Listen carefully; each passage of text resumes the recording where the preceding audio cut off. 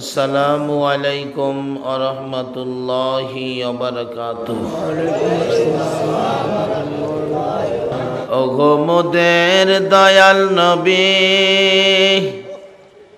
কোথায় আছো লোকাইয়া? দয়ার আশায় ডাকি তোমায়, দয়ার আশায় ডাকি তোমায়, দেখো একবার আসিয়া। আল্লাহুম্মা সাল্লি সাইয়্যিদিনা মাওলানা মুহাম্মদ ওয়া আলা আলি সাইয়্যিদিনা মাওলানা আল্লাহ আল্লাহ আল্লাহ লা ইলাহা ইল্লা আল্লাহ আল্লাহ আল্লাহ। হাই নবীজি দেও গো দেখা, তোমায় দেখে প্রাণ জুড়াই, তোমার দেখা পেলে নবী গো বই কি মোদের শেষ বেলায়। আল্লাহ আল্লাহ আল্লাহ লা ইলাহা ইল্লাহু আল্লাহ আল্লাহ আল্লাহ লা ইলাহা লা ইলাহা ইল্লাল্লাহু মুহাম্মাদুর রাসূল সাল্লাল্লাহু আলাইহি ওয়াসাল্লাম। রে বাবারা, ভাইয়েরা, ও মা বোনেরা, দুনিয়াটা ছাড়তেই হবে। দুনিয়া থাকার জায়গা না। 150 বছর বয়সের একটা মানুষ কেউ দিতে পারলেন না। 100 বছর পরে আপনারা থাকবেন, এই গ্যারান্টি কি দিতে পারেন? তাহলে আসুন একটা ব্যবসা করি। কেন ব্যবসা করবেন না? এই ব্যবসার লাইন দেখানোর জন্য এ আমার নবী, উম্মতের দরদি নবী, কত কষ্ট গো এই দুনিয়াতে করছেন। ইচ্ছা করলেই নবী সব সুখ শান্তি বুক করতে পারতেন। শুধু আপনার আমার জন্য নবী একটা সুখ শান্তিও নিলেন না। নবীজি কোনো দিন 2 দিন 3 দিন যাইতেন, খাবারও নবীর জুটত না। প্রশ্ন করেন, নবীজি খাবার জুটত না, আল্লাহ নবীর জন্য সব বানাইছে, কেন নবীর খাবার জুটত না? অথচ খাবার ইচ্ছে করলে নবী কোনো দিন হাত বাড়াইয়া জান্নাত থেকে, জান্নাতের ফলের গাছ থেকে ফল পাইরা খাইতেন। কিন্তু নবী 3 দিন ইচ্ছে করলে পারতেন, খায় না কেন? এই প্রশ্নের জবাব দিবে আল্লাহ। আমার নবী এই কষ্টের উপর জিব্রাইলকে পাঠাইলেন, ও জিব্রাইল, আমার বন্ধুর কষ্ট আমার সহ্য হয় না, বন্ধুরে যায় বলো বন্ধুর জন্য উহুদ পাহাড়টা স্বর্ণ বানায়া নিচে দা চাক্কা লাগাই দিমু, বন্ধুর পিছে পিছে পাহাড়টা ঘুরবে, যখন প্রয়োজন পড়বে স্বর্ণ বিক্রি করে বন্ধুর চাহিদা পূরণ করবে, কষ্ট করতে হবে না। জিব্রাইল এই প্রস্তাব নিয়ে গেলে আমার নবীর চোখের পানি, জামা কাপড় ভিজে গেছে। জিব্রাইল, আমি আল্লাহর বন্ধু বলে, আমি আল্লাহর হাবিব বলে গো, আমি আল্লাহর দুস্ত বলে উহুদ পাহাড় স্বর্ণ বানাইয়া নিচের চাক্কা লাগাইয়া আমার পিছে পিছে ঘুরাবে, প্রয়োজন হলে স্বর্ণ বিক্রি করে আমার চাহিদা পূরণ করব। রে জিব্রাইল, আমি জানতে চাই রে, আমার গুনাহগার এতিম গরিব উম্মতেরা না খাইয়া কষ্ট করলে উহুদ পাহাড় আমার উম্মতের পিছে পিছে ঘুরবে নি রে? জিব্রাইল বলেন না, আপনার উম্মতের পিছে উহুদ পাহাড় স্বর্ণ হইয়া ঘুরবে না। আমার নবী কান্দে, জিব্রাইল রে, যেই বাজেট আমার উম্মতে পাবে না, এই বাজেট আমি রাসূল নিতে রাজি না। এই নবীর পক্ষে যাওয়া বলুন আমাদের দরকার আছে কিনা? আজকে নবী মদিনায় শুইয়া 24টা ঘন্টা আপনার আমার জন্য নবী কাঁদতেছে, একটা সময় নবী ঘুমায় না। আসুন না সেই মদিনার থেকে একটু ঘুরে আসি, চলুন তো দেখি। ছেড়ে দে নৌকা মাঝি যাব মদিনায়, বলুন ছেড়ে দে নৌকা মাঝি। মদিনাতে কান্দে নবী উম্মতের মায়ায়, মদিনাতে কান্দে নবী উম্মতের মায়ায়, ছেড়ে দে নৌকা মাঝি যাব মদিনায়, ছেড়ে দে নৌকা মাঝি। নবী মদিনাতে আছে শুইয়া, গুনাহগার উম্মতের মায়া, মদিনাতে আছে শুইয়া, গুনাহগার উম্মতের মায়া। সেই নবীরই প্রেমে সবাই পাগল হও না, সেই নবীরই প্রেমে সবাই পাগল হও না, ছেড়ে দে নৌকা মাঝি যাব মদিনা, ছেড়ে দে নৌকা মাঝি। আল্লাহ নামের বর্ষা করি, সারলাম নবীর প্রেমের তরি, আল্লাহ নামের বর্ষা করি, সারলাম নবীর প্রেমের তরি। দয়াল নবীর রওজা খানি আমায় দেখাও না, দয়াল নবীর রওজা খানি আমায় দেখাও না, ছেড়ে দে নৌকা মাঝি যাব মদিনা, ছেড়ে দে নৌকা মাঝি। বলতেছিলাম কেন যাবেন না, কেন এই নবীর উম্মত হইয়া আমার আল্লাহর জান্নাত পাওয়ার জন্য ব্যবসা করবেন না, কেন নবীকে ভালোবাসবেন না, কেন নবীর পক্ষে যাবেন না? আমার আল্লাহ যদি এক নবীর ভালোবাসায় এত কিছু করতে পারে, এই নবীর উম্মত হইয়া নবীর পছন্দের রাস্তায় যাওয়া, বলুন আমাদের দরকার আছে কিনা? আরে কবরে গেলেও তো এই নবীর রাস্তা দিয়ে যাওয়া লাগে। আমাদের এলাকায় একটা আঞ্চলিক ভাষা আছে, কার কারণে খাসলা বান্দি ঠাহুর চিনস না, যার উসিলায় সব পাইলা তারে চিনো না। সর্বপ্রথম কবরের বিপদে আগে পরিচয় দিতে হবে নবীর, নবীর পরিচয় ব্যতীত কোন পরিচয়ের রেহাই নাই, কোন পরিচয়ে রেহাই হবে না। সেই নবী যদি আপনার আমার জন্য এত কান্দা কানতে পারে, নবীর পক্ষে আমাদের কিছু করা দরকার আছে কিনা?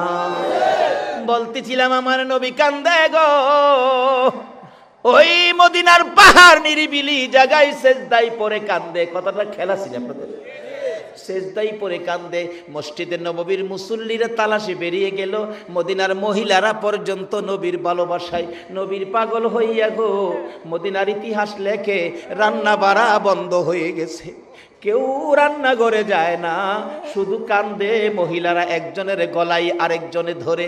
খবর পাইছস নি আমরার নূরের নবী বলে মদিনায় পাওয়া যায় না।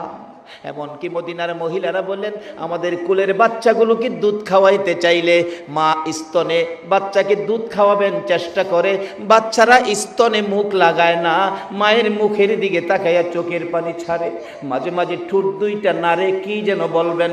মা চিৎকার মেরে ডাকে, রে বাবারা বুঝেছি রে, কি প্রশ্ন করবি, এটাই বুঝি প্রশ্ন করবি মা গো, আমরা দুধ খাবো না গো মা, যতক্ষণ পর্যন্ত রাসূলের খবর না দিবা। মারকুলের শিশুরা পর্যন্ত ওই দিন মদিনায় নবী হারা হইয়া স্তনে মুখ লাগায়। একটা দিন পার হয়ে গেল, সারা দিন কারো চুলায় আগুন নাই, শুধুমাত্র পাগল পাগল হইয়া গো মদিনার নবীর উম্মত গুলো ঘুরতেছিল। এবার কে দেখবে গো? খাতুনে জান্নাত মা ফাতেমার কান্না। মা ফাতেমা দরজাটা বন্ধ করে গো, এতি বাবার ব্যথায় ফাতেমা কান্দে। এবার কে দেখবে? হাসাইন আর হুসাইনের কান্না। দুই ভাই গলাগলি করে কান্দে, না না গো, কেমনে আমরা দুই ভাইরে বুইলা গেলা গো নানা।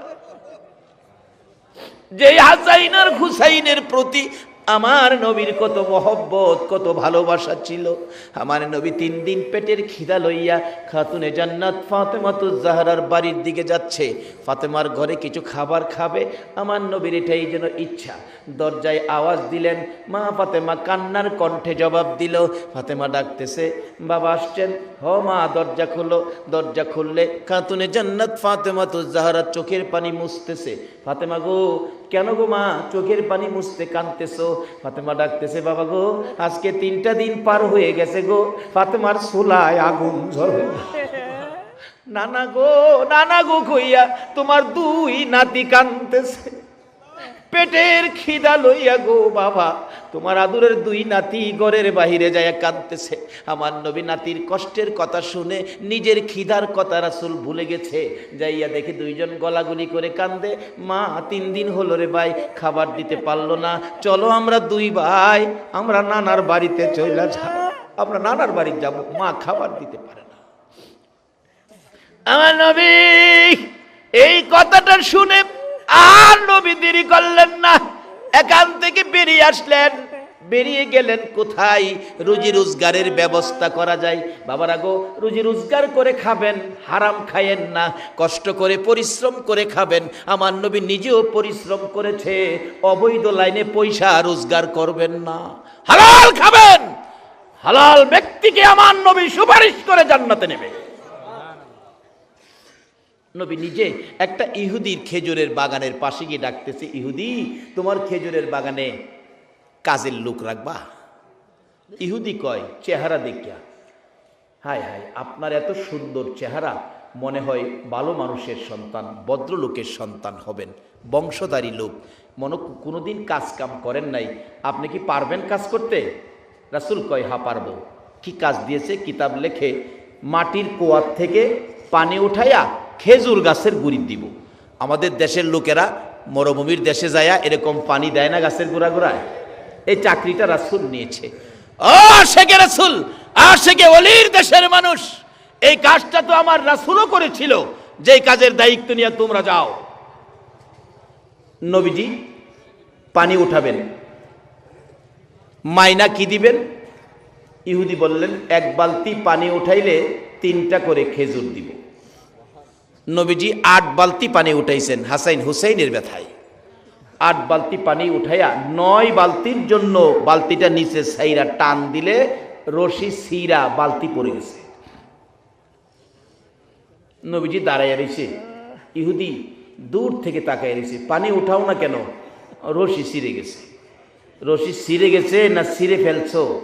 নবীকে চোখ লাল করে কথা কইতেছে, ছিঁড়ে গেছে না ছিঁড়ে ফেলছো? রাসূল বলেন, বাবারে আমি তো ছিঁড়ে ফেলি নাই, ছিঁড়েই গেছে, পড়ে গেছে। না তুমি ছিঁড়ে ফেলছো। আরে বাবা আমি ছিঁড়বো কেন?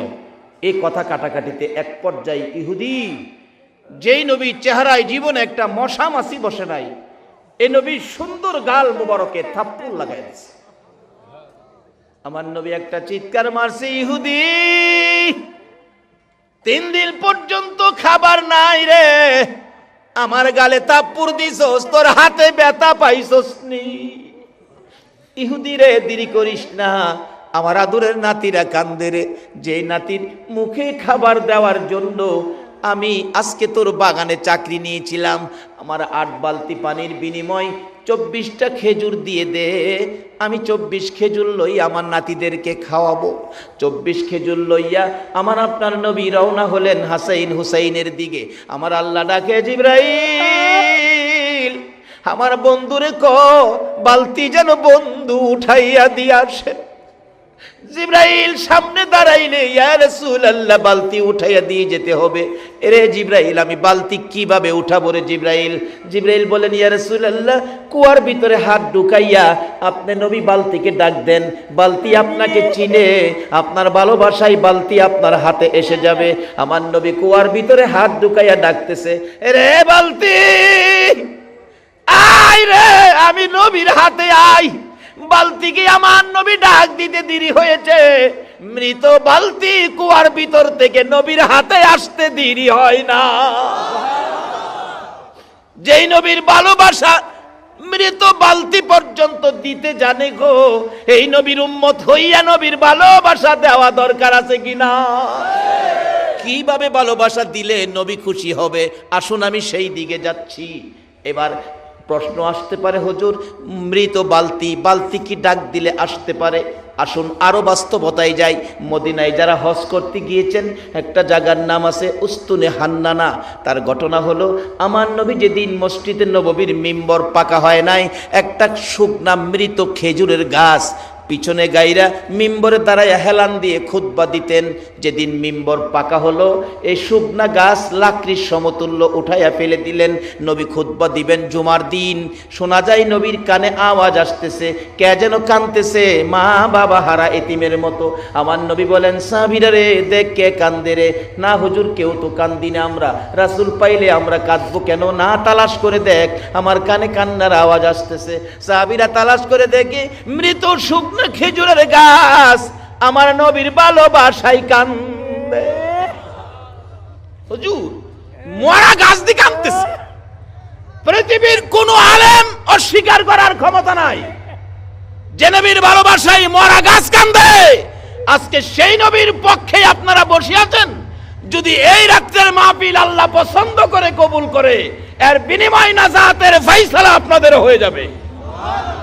হাশরের ময়দানে আখিরি নবীর উম্মতের জন্য আল্লাহ পাক খালি সুযোগ খুঁজবেন, কোন সুযোগে কোন উসিলাতে আপনাদেরকে মাফ করে দিবেন। কারণ নবী যে 63 বছর জিন্দেগি আমাদের মাফের জন্য নবী কাঁদছে।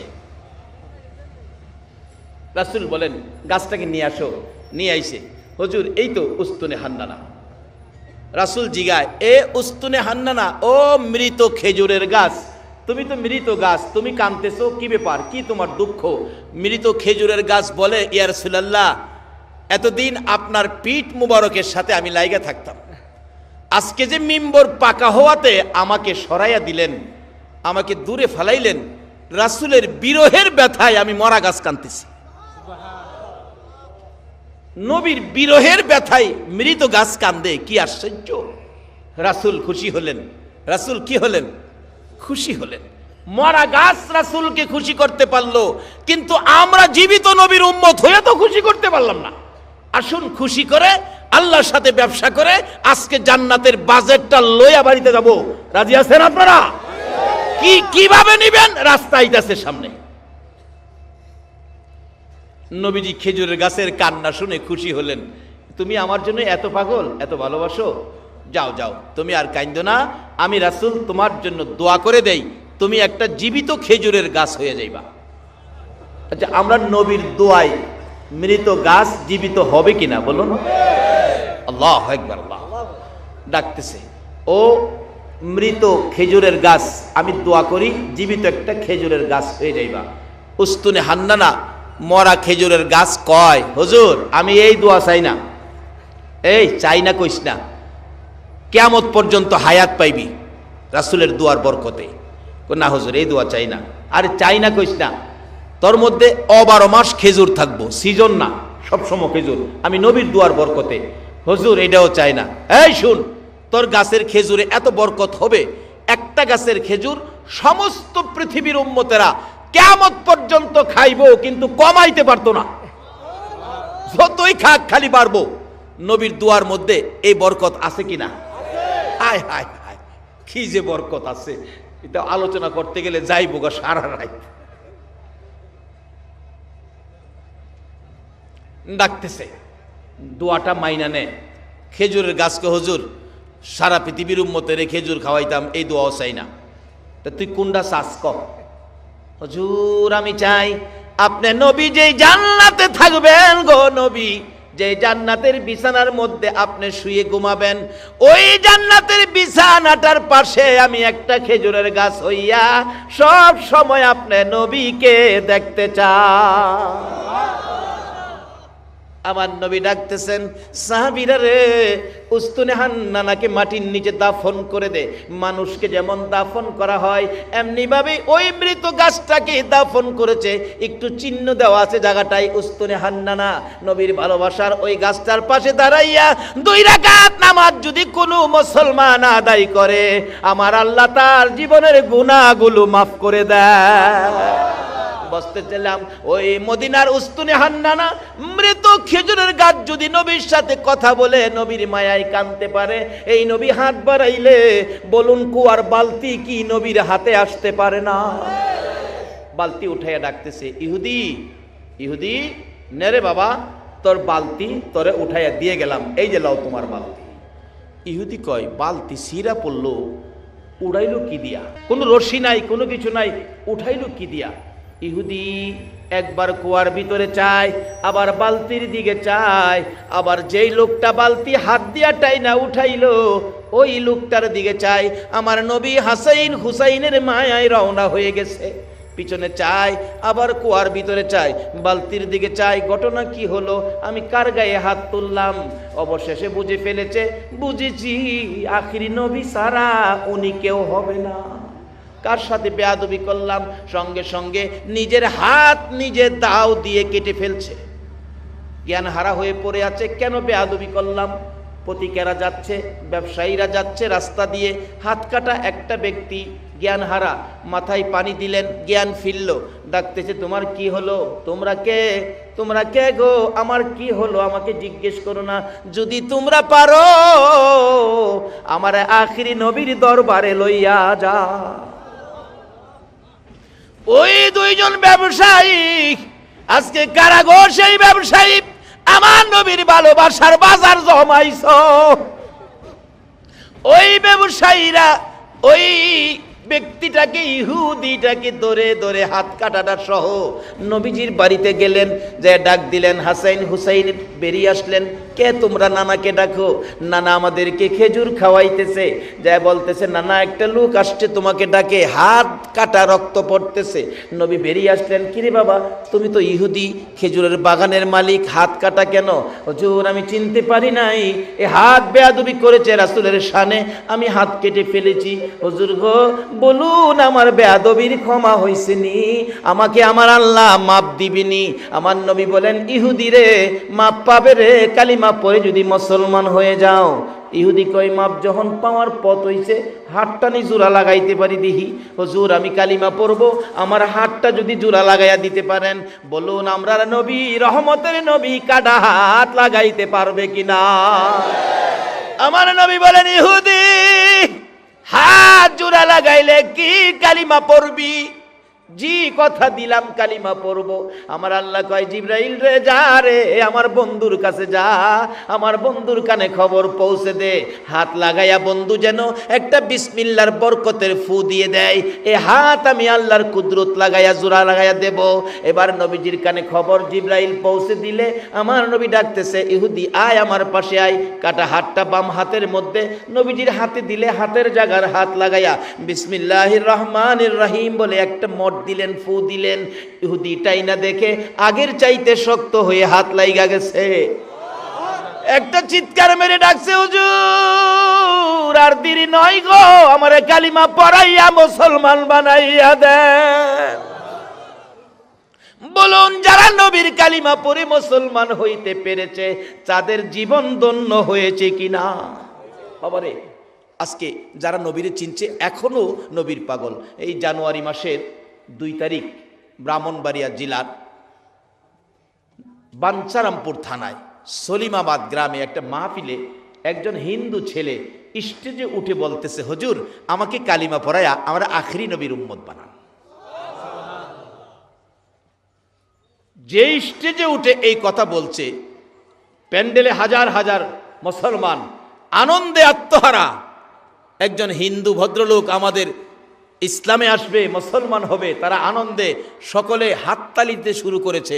অথচ ইসলামী অনুষ্ঠানে হাততালি দেওয়া ঠিক না, আমি বাধাও দিলাম না। তারা যে খুশি হলো, একজন ভাই আমাদের মধ্যে আসতেছে, খুশি।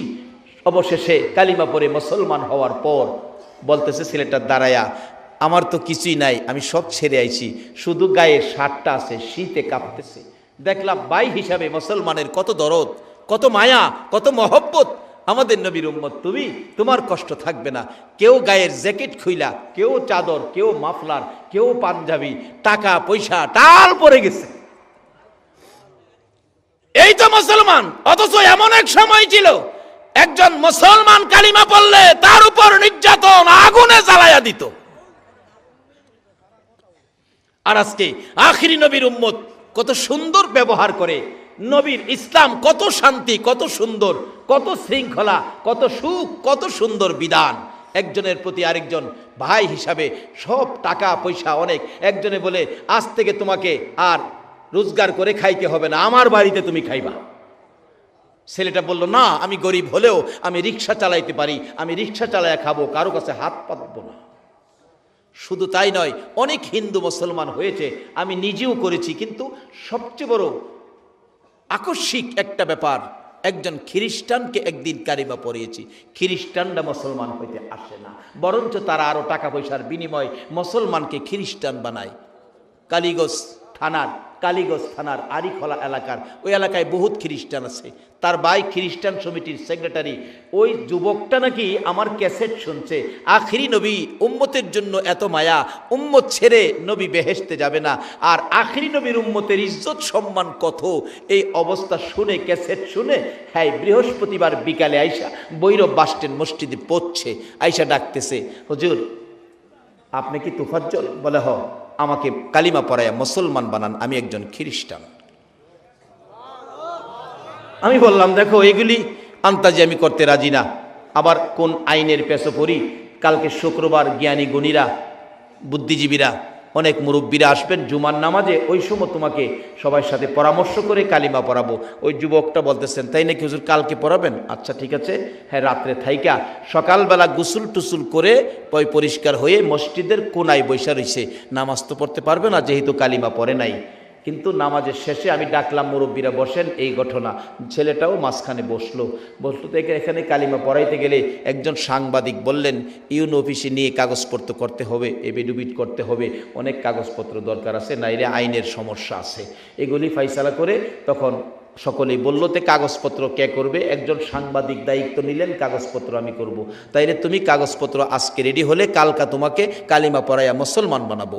এই যুবকটা বসার থেকে উঠে দাঁড়াইয়া দুইটা চোখের পানি ছেড়ে দিছে। হুজুর, আমি আশা করে আসছি কালিমা পড়ে আখিরি নবীর উম্মত হব, আপনি আমাকে কালকে কালিমা পড়াবেন। আজকে যদি আমার মৃত্যু হয়ে যায় তাহলে তো আমি আখিরি নবীর উম্মত হয়ে মরতে পারলাম না। আজকে যদি আমার মৃত্যু হয়ে যায়, ও যুবক, তোমাদের মতো যুবক খ্রিস্টান ছেড়ে, হিন্দু ধর্ম ছেড়ে আমাদের নবীর উম্মত হইয়া মরতে চায়, আর তোমরা সেই নবীর উম্মত হইয়া সুদ খাও, ঘুষ খাও, মনে যা চাই তা করো।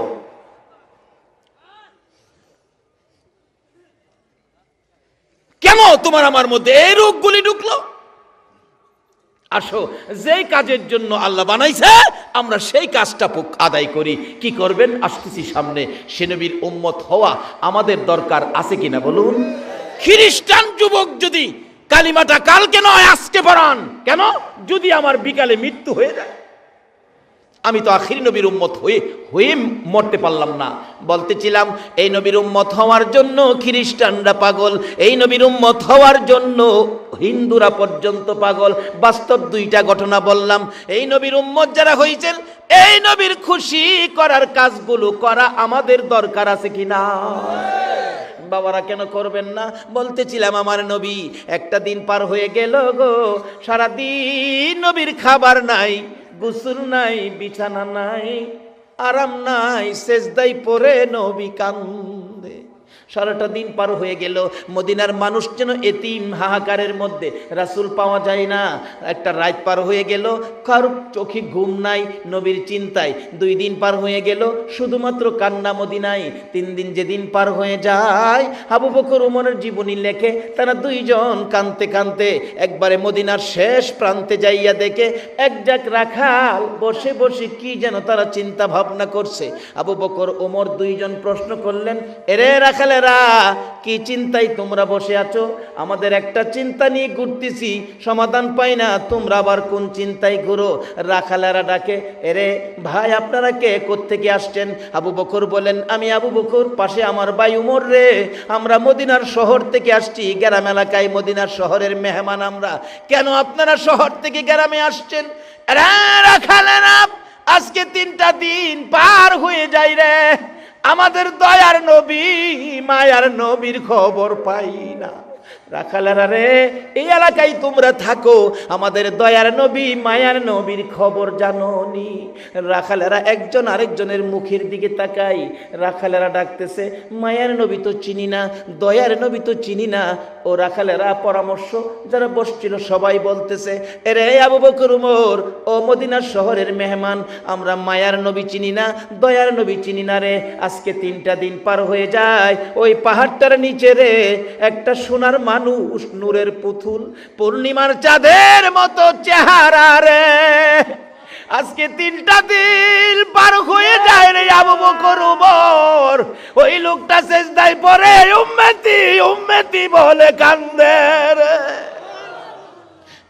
আবু বকর উমর, আল্লাহর কসম করে বলি, আমাদের বেড়া বকরি দুম্বা গুলো ওই লোকটার পাশে যাইয়া তার ব্যথায় ব্যতীত হইয়া কান্দে রে।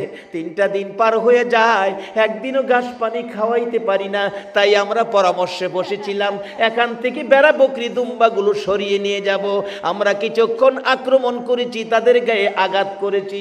আবু বকর উমর রে, এটা কেমন ব্যক্তি রে, বেড়া বকরি দুম্বা গুলো মার খাইতে রাজি রে, ওই লোকটার কাছ থেকে সাইরা যাইতে রাজি না। আবু বকর উমর 2জন মিলে একটা চিৎকার মারলেন, ভাই যার ভালোবাসাই বেড়া বকরি দুম্বা কান্দে, যিনি সেজদায় পড়ে উম্মতি উম্মতি বলে কান্দে, আমাদের রাসূল ছাড়া কেউ হবে না। বলুন, পৃথিবীতে এমন কোন দলের নেতা নেত্রী আছে তার দলের মানুষের জন্য 3 দিন পর্যন্ত না খাইয়া সেজদায় পড়ে কাঁদছে? পারবেন কি এই প্রমাণ দিতে? একজনই শুধু কান্দে উম্মতের ব্যথায়, যার ভালোবাসায় আজকে বসে আছেন।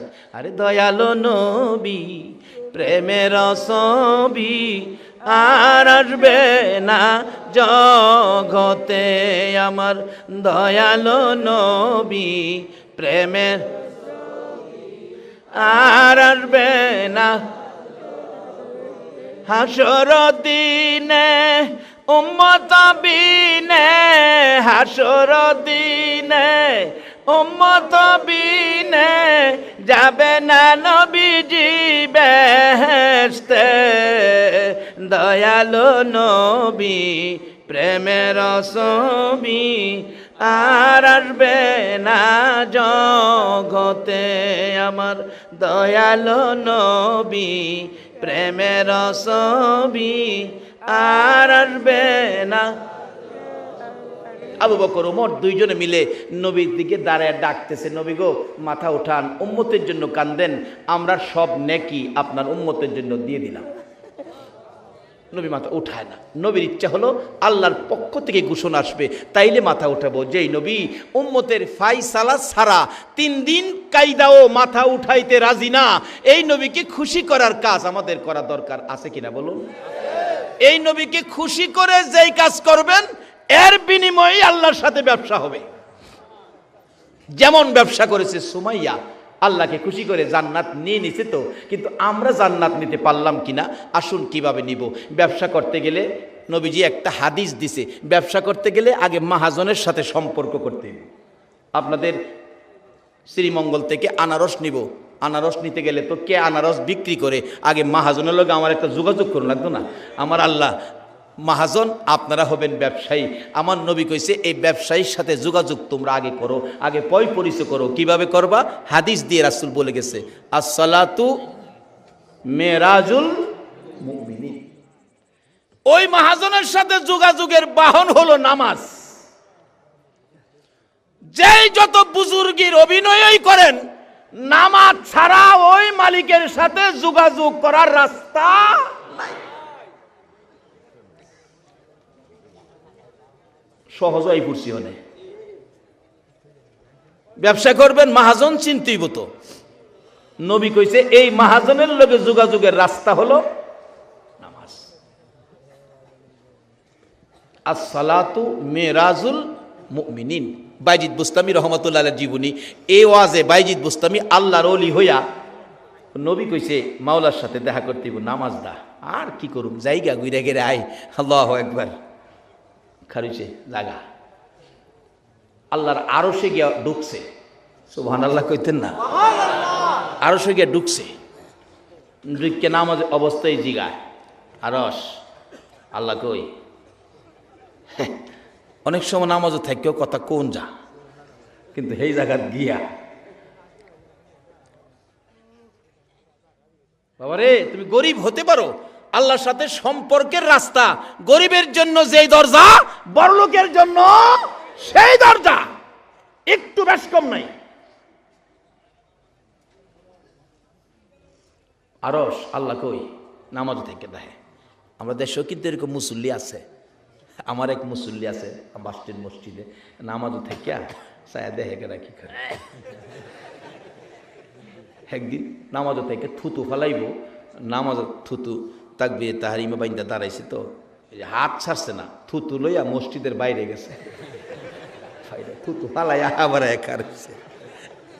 আরেকদিন তার সামনে জুতা থুইছে, তো বাক্সুর মধ্যে জুতা, যে আরেক মুসল্লির জুতা নিতাছে, নামাজও থেকে কইতাছে, দেখেন আমারটা নেন না।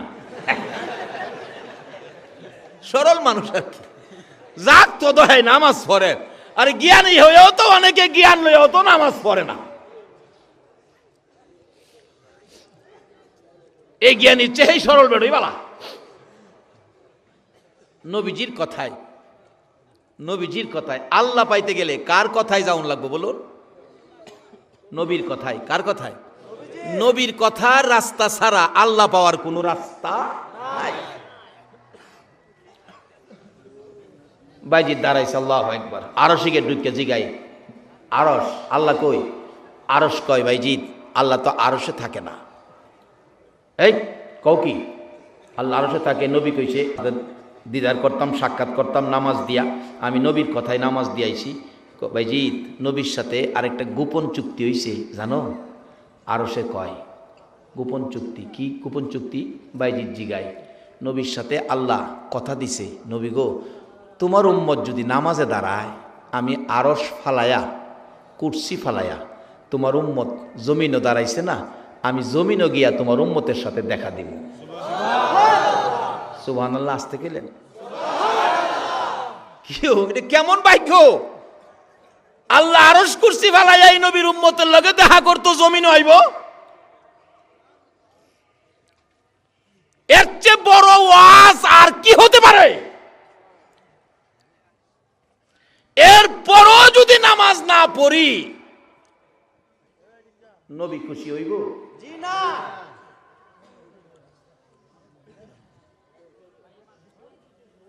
বাবারা, আমরার ব্যবসা নামাজের মাধ্যমে আগে মালিক চিনা লই, আগে মালিকের লগে সম্পর্ক করি, মাহাজন চিনা লই। কোন নামে কোন দোকানে মাল ভাড়াইবেন, আগে মাহাজন চিনালন। কার দোকানতে মাল নিবেন, কোন দোকানের মাল, কি অবস্থা, আগে মাহাজন চিনেন। নবীজি কইছে মাহাজন চিনার লাগে বাইজিৎ বুস্তামি রহমতুল্লাহ লাগেছে গা, যা ডাকতেছে, আরশ কই? মালিক কই? মালিক তো আরশে না, নবীর লগে কন্ট্রাক্ট হইছে। নবীর উম্মত নামাজে দাঁড়াইলে আরশ কুরসি ফালাইয়া জমিনে যাইব, তুমি নামাজে দাঁড়াইছো, আল্লাহ তো জমিনে গেছে।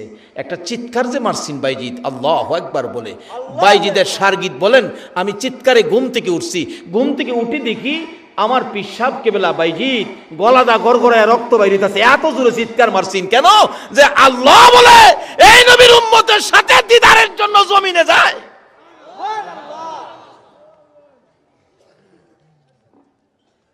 এই নবীর উম্মত নামাজই পড়ে না। নবী এত কষ্ট করছেন এই আমলের লাগিয়া, এত সুযোগ এত সুবিধা দিয়ে গেছে এই আমলের লাগিয়া। বাইজিৎ জ্ঞান ফিরছে, রক্ত বাহির হইতেছে। আল্লাহ, এ কত বড় কথা! তাইলে আমরা নবীর কথার মাধ্যমে ওই মহাজনের সাথে ব্যবসা করতে রাস্তাটা নিলাম। রাস্তাটা কি বলুন? সবাই বলুন। আরে পড়েন আর না পড়েন, স্বীকার করেন না, সেই রাস্তাটা কি? নামাজ। এই নামাজ দিয়া মালিকের সাথে ব্যবসা করবেন। আল্লাহু আকবার। এক হিন্দু ভাই তার গরিবী অবস্থায় দিন কাটে, হিন্দু ভদ্রলোক গরিবী অবস্থায় দিন কাটে, গরিব মানুষ, আগেকার দিনের ঘটনা। তখন তো মানুষ এমন অভাবে ছিল, তো এই চারদিকে মুসলমান, মাঝখানে একটা ফ্যামিলি মিস্ত্রির কাজ করে, হিন্দু, সে কষ্ট করে, কিন্তু পার্শ্ববর্তী একটা বাড়ি ছিল, একজন আল্লাহর ওলি, গরিব মানুষ, আগেকার দিনের ঘটনা। তো এই চারদিকে মুসলমান, মাঝখানে একটা ফ্যামিলি মিস্ত্রির কাজ করে, হিন্দু, সে কষ্ট করে, কিন্তু পার্শ্ববর্তী একটা বাড়ি ছিল, একজন আল্লাহর ওলি, গরিব মানুষ, আল্লাহর ওলি কয় সব কিছুর ফাইসালা আল্লাহ দিবে, সুখ শান্তির মালিক আল্লাহ। হ্যাঁ, এগুলি হুনে হুনে একদিন বিবির সাথে পরামর্শ করে, বিবি আল্লাহ বলে সুখ শান্তির মালিক, সব বলে আল্লাহ দিব, তো ল আমরা মুসলমান হয়ে যাই, আর কষ্ট আর কত করুন। দুইজনে মিলে আল্লাহর ওলির হাত ধরে বাচ্চা কাচ্চা সহ কালিমা পড়ে মুসলমান হয়ে গেছে। মুসলমান হইয়া চিন্তা করে আল্লাহ কি এমনই দিব, আল্লাহর কাজ না করলে দিব। মহিলা কইতাছে, কেমন মহিলাও স্বামীরে পরামর্শ, আল্লাহর কাজ করুম কেমনে, আল্লাহকে খুশি করার কাজ হইল নামাজ। নামাজ তো জানি না, আমরা হিন্দু মানুষ মুসলমান হয়েছি, নামাজ তো জানি না, কেমনি পড়ুম, তো কাজ তো করতেইব। করতে যাও মালিকের কাজ করবার লাগে ঘরতে বাইরে যাও।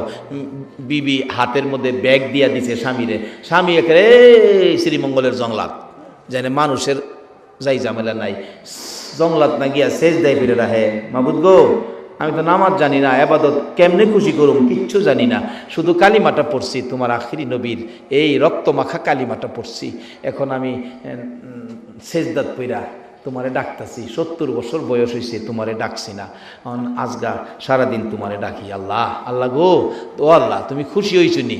সন্ধ্যার সময় খালি ব্যাগে বাইতাইছি, বিবিজি গাই মালিকের কাজ করছো না? করছি তো, মালিকের কইলা না কিছু দিত? ওই ভদ্রলোক কইতাছে, বিবি 70 বছর কাজ করছি না, একদিন কাজ কইরা মালিকের কাছে কেমনে কমু, আমারে খাউন দাও। আমার লজ্জা করছে, আমি কইছি না। যদি মালিকে জিগায় কিরে একদিন কাজ করে খাউন চাই বই রইছস, আমি জব দেম কি, এর লাগে আমি কইছি না। দ্বিতীয় দিন একই অবস্থা, ব্যাগ টেক দিয়ে দিছে, তেলের বোতল শিশি টিশি দিছে, তেলও নিয়ে আইসো মালিকে দিলে। সারাদিন সেজদাই পরে কানছে, সন্ধ্যার সময় খালি ব্যাগে বাড়িতে আইছে, কিচ্ছু আনছে না। বিবি কয় কি ব্যাপার, বাচ্চা কাচ্চা খাইছে না, কিছু আনো নাই? মালিকের কাজ করো নাই? কাজ করছি, মালিক দেয় নাই কিছু? মালিক একটা চাইছি না বিবি, 2 দিন কাজ কইরা কেমনে চামু, লজ্জা করছে। পরের দিন কইছে, স্বামী বাচ্চাগুলি ছোট, খায় না কিছু, পেটে খিদা, আজকা কিছু চাইও। 3 দিনের দিন কান্দাকাটি করে বাড়িতে আইব, এখনো ভাবতেছে আমি কেমনে কমু, 3 দিন কাজ করে মালিকরে, 70 বছর কাজ করছি না, 3 দিন কাজ করে মাইনাটা কেমনে চামু, লজ্জায় না চাইয়া রাস্তাতে আবার চিন্তা করে বিবিরে কেমনে বুঝামু, বিবিরে বাচ্চা কাচ্চা খাইছে না, হেরারে সান্ত্বনা দিমু কেমনে, আর মালিকেরটা কইতাম পারতাছি না, আর বাড়ি তো আজগা কিছু না লইয়া যাইতাম পারতাছি না, মালিকেরটা না কইয়া লজ্জা করে, কেমনে কমু, যাক বিবিরে বুঝাইবার লেগে, বাচ্চা কাচ্চারে বুঝাইবার লেগে একটা সিস্টেম করি। তার জীবনী লেখে, 1 ব্যাগ বালু ভরছে, বালু 1 ব্যাগ বইরা, 2 বোতল পানি ভরছে, পানি বইরা বাড়ির যাইতেছে। বিবি দূর থেকে দেখে আজকা বুঝি মালিকে দিছে খাবার, দেখা যায় ব্যাগ ভর্তি, বাচ্চাদেরকে দেখাইতেছে, দেখ তোর বাবা মালিক কেমন মালিক আমরা রে, দেখ 3 দিনের কাজে 1 ব্যাগ ভর্তি খাবার দিছে। বাচ্চাগুলি খুশি, আমার আল্লাহ রাগে জিবরাইল রে, এই নিষ্পাপ বাচ্চাগুলো তাদের মনটা খুশি রে, আমি খাবারের ব্যবস্থা করেছি। আজকে যদি খাবার যদি এই বালুর ব্যাগে না হয় খাবারের ব্যবস্থা, আমি আল্লাহর কলঙ্ক হইয়া যাইব। জিবরাইল যা রে, জলদি করে যা, ওই আমার বান্দা আমার গোলামের বালুর ব্যাগটুকুন তার বিবির হাতে দেওয়ার আগে আগে তুই জিবরাইলের হাতটা লাগাইয়া দিস, আমি আল্লাহর কুদরতে এই বালু আটা বানাইয়া দিব। ব্যাগের মধ্যে কি কি কি বলুন, আল্লাহ পারবনি বালু আটা বানাইতো? মুসলমান আসো না, সেই জায়গায় ব্যবসা করো না।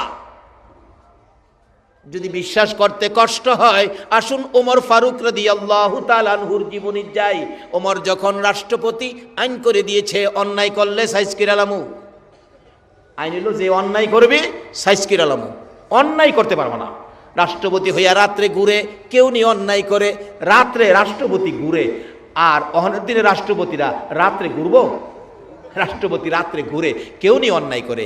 দেখা যায় দূরে একটা মিটি হারিকেন হাতে একটা ব্যক্তি জংলার কাছে যাইতেছে, ওমর দূর থেকে ডাক মারছে, কে ভাই হারিকেন নিয়ে যাচ্ছ জংলার কিনারে, ভয় পাও না, আমি ওমর আইতাছি। কিতাব লেখে আসলে হেই বেড়া মদ খুর, মদ খাইতে যাইতেছে। একটা কথা আছে না, যে হেনে বাঘের ভয় এখানেই বলে রাইত হয়। যে উমরের বয়ে বাড়ি সাইরা জংলায় যাইতেছে, কারণ উমরে অন্যায় করলে সাইজ কিনে লাইব, হেই বয়ে জংলায় গেছে, আর উমর ওই ডাকটা মারছে, বলুন তো হের ভাই হানা ভাতলা হইছিনি? কাফুল্লতা ঠিক আছে? ওমর যেখানে খাতির জমা যাইতো এখন তাড়াতাড়ি গেছে কেন? এত রাত্রে জংলার কাছে কোনো বিপদ নি হয়, বাঘ ভাল্লুকে নিয়ে আক্রমণ করে। ওমর বাঘের বিচার করেছে, বলুন আল্লাহু আকবার। বাঘের বিচার পর্যন্ত ওমরে করতেন। বলুন আমরার বুশ কি বেটা ছিল, হ্যাঁ পারবো বাঘের বিচার করত, এর বাপে পারবো? কিন্তু আখিরি নবীর উম্মত যারা আল্লাহর সাথে ব্যবসার কানেকশন মজবুত করেছে তাদের পক্ষে সম্ভব ছিল। বাঘের বিচার করতে ওমর। লম্বা ঘটনা, হেদিকে যাই না। ওমর ডাকতেছে, বাঘ ভাল্লুকের বিপদ হতে পারে, তুমি দাঁড়াও দাঁড়াও আমি আসতেছি। হেই বেড়া মদের বোতল সামনে থইয়া আকাশের পয়সা এটা, হে আল্লাহ গো, যেই বিপদের বই আসতাম সেই বিপদ দি, বাঘের বিপদ না উমরের বিপদ। ওমর দৌড়ায় গেছে, যায় দে হারকিলটা কাছে, দুইটা মদের বোতল সামনে থইয়া হ্যাঁ কাঁপতাছে। মদের বোতল দেখলে ওমরের মেজাজটা কেমন হইতাছে কন্ত? এত রাত্রে ঘুরতেছে অন্যায়ের বিরুদ্ধে, আর হে অন্যায় করতেছে হেন রাত্রে অগমা, এমনি তো মেজাজ গরম। একটা ধমক যখন মারছে, এগুলো কি? হেই বেচারা কাঁপতে কাঁপতে কয়, হুজুর দুধের বোতল। কি এর বোতল? ঘুমাই রয়েছেন আপনারা? কি এর বোতল? আসলে কি? আর হ্যাঁ কইতাছে কি? উমরের চেহারা দেখে হ্যাঁ সাব ডিভিশন ঠিক নাই। হুজুর দুধের বোতল। এত রাত্রে দুধের বোতল লইয়া কই যাস? হুজুর আমার বোনের অসুখ, বোনের লেগে 2 বোতল দুধ নিতেছি। ওমর কই লেভেলে কই মত, আর তুই কস দুধ? লেভেলে কই মত আর কইতাছে দুধ, লেভেলে কই একটা, হ্যাঁ বুঝাইতাছে আরেকটা। এরকম লেভেলে বেশ কম আমরার চরিত্রের মধ্যে আছে না? লেভেলে কই মুসলমান আসরের নামাজ পড়ে বাইরিছে, দুহানো গিয়া 1 মণ চাউলের মধ্যে 35 সের দিয়া বিদায় করছে। আছে না? আছে না চরিত্র? ও বাবা কেন তুমি এই কাজটা করলা? তুমি জানো না তুমি কত বড় নবীর উম্মত? লেভেলে কই নামাজি, করছে গিয়া চাউলের মধ্যে ছুরি। এই রোগ যাতে আমাদের না থাকে একটা শর্তের উপর, আমরা আখিরি নবীর উম্মত। বাবার রাত অনেক হয়ে গেছে, আমি শেষ দিকে গেছি, আমি দোয়া করবো আপনাদেরকে নিয়ে। এবার দেখা গেল ওমর ধমক দিলেন, লেভেলে কই মত আর তুই কইতাছস দুধ? হুজুর দুধ বোনের বাত নিতেছি। ওমর মাথা নিচে করে হাত বাড়াইতেছে, বোতল দুইটা দেখবেন মুখ খুললা আসলে দুধ কিনা। ওই লোকটা ডাকতেছে, প্রভু গো, যার হাতে ধরা পড়েছি তুমি ছাড়া কেউ বাঁচাইতে পারবে না, আমারে বাঁচাও গো আমার আল্লাহ, আমারে বাঁচাও। আমার আল্লাহ কয়, জিবরাইল রে যা, এই মদের 2টা বোতল উমরের হাতে যাওয়ার আগে আগে তোর হাত লাগাইয়া দিস, আমি আল্লাহর কুদরতে মদের বোতল দুধের বোতল বানাইয়া দিব। ওমর দুধের বোতল হিসাবে মদের বোতলের দিকে হাত বাড়াইতেছে। ওই লোকটা দৌড়াইয়া এসে মদের বোতল নিজের হাতে নিয়ে ডাকতেছে, আল্লাহ গো দিতেছি উমরের হাতে, তুমি আমারে বাঁচাইও।